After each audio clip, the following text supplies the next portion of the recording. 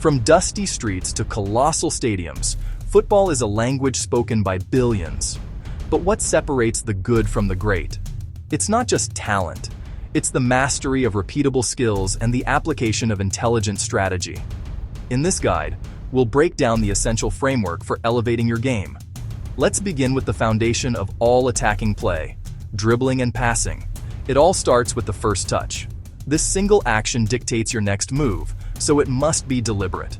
Your goal is to receive the ball with your body open to the field, creating space and time.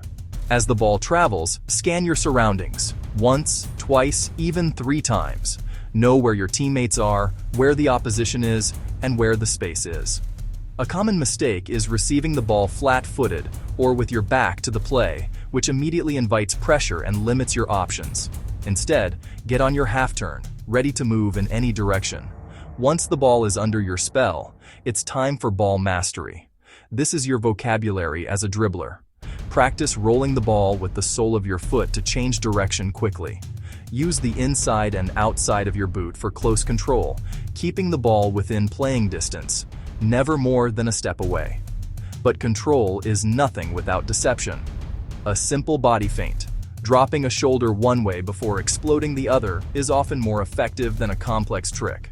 The key is the change of pace.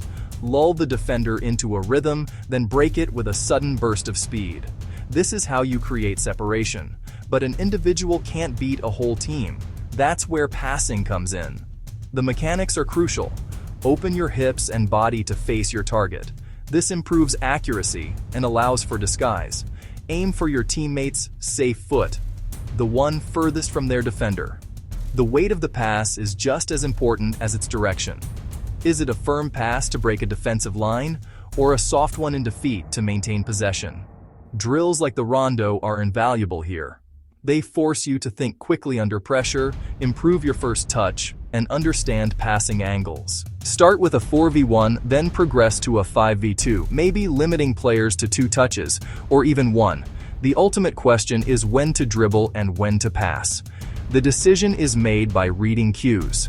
If a defender is rushing towards you off balance, that's a trigger to dribble past them. If your teammate is in a better position with more space, the pass is the answer. This leads to one of the most effective concepts in football, the third man run. Instead of passing directly to a marked forward, you play to a midfielder who lays it off first time for a third player running from deep. This pattern breaks defensive lines because it's so hard to track. Master this, and you unlock a new level of attacking intelligence. Now, let's turn our attention to the decisive actions, shooting and goalkeeping. For a striker, technique is everything. For a powerful instep drive, your non-kicking foot, the plant foot, is your anchor. Place it beside the ball, pointing towards your target.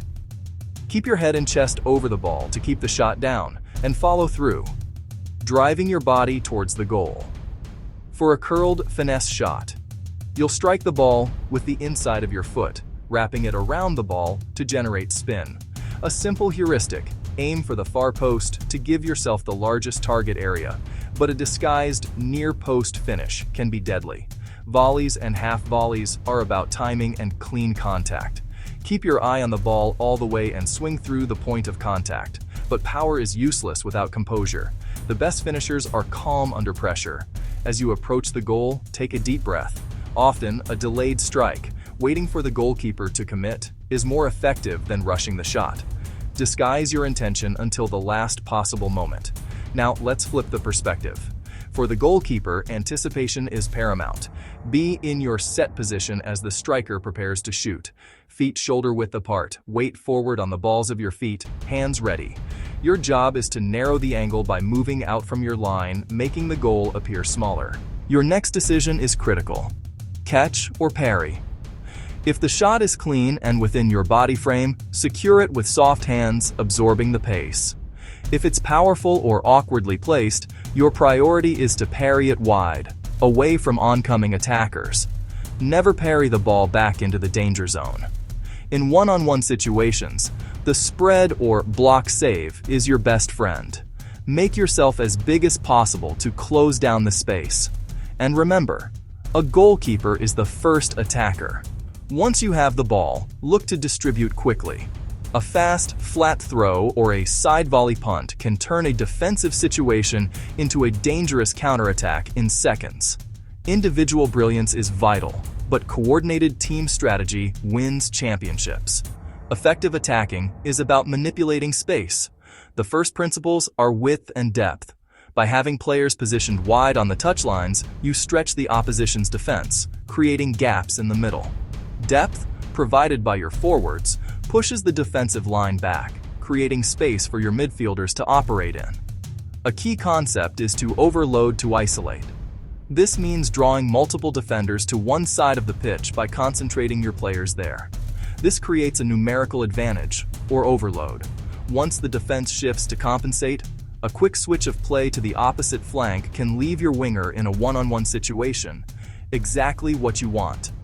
This is where fullbacks and wingers combine with overlaps, running around the outside, or underlaps, running inside, to create 2v1 scenarios.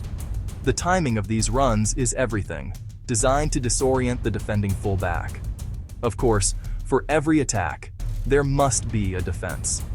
The foundation of a strong defense is compactness. The distance between your defenders and your forwards should be minimal, denying the opposition space to play between the lines.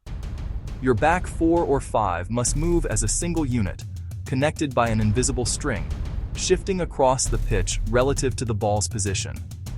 The principles of cover and balance are non-negotiable. The nearest defender pressures the ball, while the others provide cover, ready to intercept a pass or challenge the next player. An organized press doesn't mean running around aimlessly. It's about pressing in response to specific triggers. A poor touch from an opponent, a slow pass backwards, or a player receiving the ball with their back to goal. These are all signals for the team to press collectively. Individually, when defending one-on-one, your first job is not to win the ball, but to delay the attack. Adopt a low, side-on body shape, showing the attacker towards the sideline, away from your goal. This is called jockeying. You are buying time for your teammates to get back into their defensive shape. Only attempt the tackle when you have cover behind you, or the attacker makes a mistake. Skills and strategies are honed on the training pitch. To reach your peak, you must train smart. This means applying the principle of progressive overload, gradually increasing the intensity, duration, or complexity of your drills. Your training week should be periodized. Balance technical days focused on skills with high-intensity days using small-sided games to improve conditioning and decision-making under fatigue. And what you do off the pitch is just as important. Recovery is where you adapt and get stronger. Prioritize 8 hours of quality sleep per night. Hydrate consistently throughout the day, not just during training. Fuel your body correctly.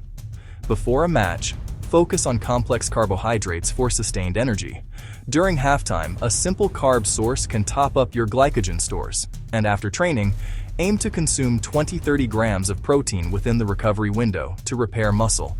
It's about building championship habits. Dedicate just 10 minutes a day to micro-skill repetitions or using your weaker foot. Track your progress. Build these habits today, and your performance will thank you tomorrow. So there you have it. The framework for football excellence. Build repeatable skills through deliberate practice. Apply intelligent strategies, and train your body and mind for peak performance.